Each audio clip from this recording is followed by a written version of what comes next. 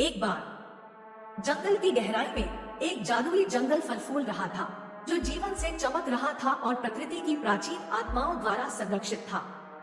इसके हृदय में एक शक्तिशाली कलाकृति है, जो इसके जादू का स्रोत है।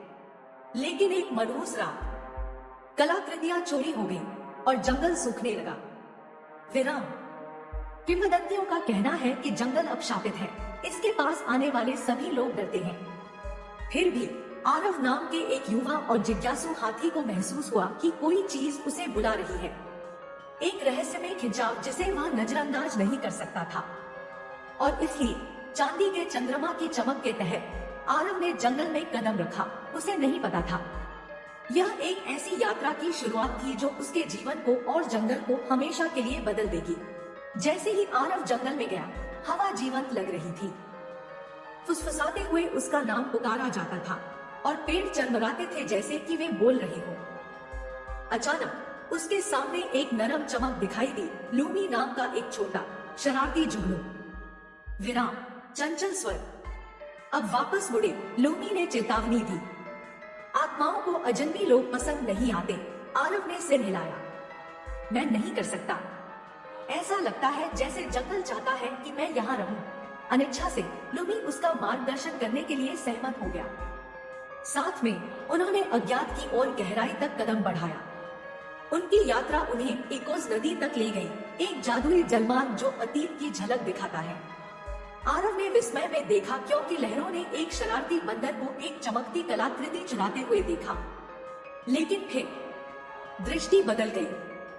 एक काली आकृति उभरी बंदर के पीछे, उसका पीछा करते हुए। विराम। अशुभ स्वर। लूमी ने फुसफुसाते हुए कहा, अतीत में सच और झूठ दोनों है। केवल बहादुर ही अंतर बता सकते हैं। आरव करीब झुका, लेकिन अचानक प्रतिबिंब बदल गया। चमकती आंखों की एक जोड़ी ने उसे घूर कर देखा और फिर गायब हो गई। जंगल के बीचों बीच उन्हें तोता दैवज्ञ मिला, एक चमकीले रंग का पक्षी जो एक झिलमिलाती बेल के ऊपर बैठा हुआ था। हर चमकने वाली चीज रोशनी नहीं होती और जो छिपते हैं वे सभी बुरे नहीं होते। तोता चिल्लाया। उसकी आवाज चंचल लेकिन गूढ़ थी। आरव ने भौहें चढ़ा ली, यह जानते हुए कि यह एक पहेली थी। विराम। विचारपूर्ण स्वर। तोते ने आगे कहा, हृदय को खोजने के लिए आपको अपना डर खोना होगा। लेकिन सावधान, हर दोस्त ईमानदार नहीं होता। लूमी करा उठी। क्या ये पहेलियां हमें सीधे उत्तर नहीं दे सकती? तोता हंसा और पेड़ों की चोटी में गायब हो गया। जंगल ने फिर उनकी परीक्षा ली। आरव और लूमी झिलमिलाती लताओं की भूल भुलैया में प्रवेश कर गए, जहां दीवारें लगातार हिलती रहती थी और समय स्थिर सा महसूस होता था। लूमी की रोशनी टिमटिमा रही थी और आरव को दीवारों के बंद होने का एहसास हुआ। शांत रहे, लूमी ने आग्रह किया।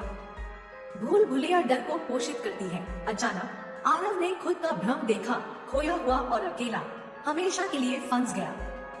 आप अकेले नहीं हैं, लूमी ने दृढ़ता से कहा। खुद पर भरोसा रखें। और जंगल पर आरव ने गहरी सांस ली। भूल भुलैया खत्म हो गई और उन्हें बाहर निकलने का रास्ता मिल गया। अंततः उन्हें कबीर नामक बंदर मिल गए। उसकी शरारती चमक गायब हो गई, उसकी जगह उदासी ने ले ली। कबीर ने कबूल किया, मेरा इरादा जंगल को नष्ट करने का नहीं था। मैं सिर्फ अपने घर के लिए रोशनी चाहता था। मुझे नहीं पता था कि कलाकृति किसी बड़ी चीज का हिस्सा थी। आरव ने धीरे से कहा, हम सभी गलतियां करते हैं, लेकिन हम उन्हें हमेशा ठीक कर सकते हैं। कबीर ने सिर हिलाया और आरव को कलाकृतियां सौंप दी। लेकिन गुफा के बाहर की छायाएं हलचल करने लगी, अंदर बंद होने लगी। जैसे ही आरव ने कलाकृति को वेदी में रखा, परछाइयां उनके चारों ओर घूम गई। एक तेज आवाज जंगल में गूंज उठी, अपनी योग्यता साबित करो युवा, या हमेशा के लिए खो जाओ। आरव सीधा खड़ा था, उसकी सूंड में कलाकृति चमक रही थी। मैं नहीं डरता, उन्होंने घोषणा की। जंगल का परीक्षण शुरू हुआ। साहस, बुद्धि और हृदय की परीक्षा। एक अंतिम पहेली गूंजी, जितना अधिक आप इसे साझा करते हैं, उतना अधिक मजबूत होता जाता है। आरव मुस्कुराया। साहस, उसने उत्तर दिया। परछाइयां धुंधली हो गई और जंगल शांत हो गया। जैसे ही आरव ने कलाकृति को अपनी वेदी पर वापस रखा, जंगल जीवन को उठा।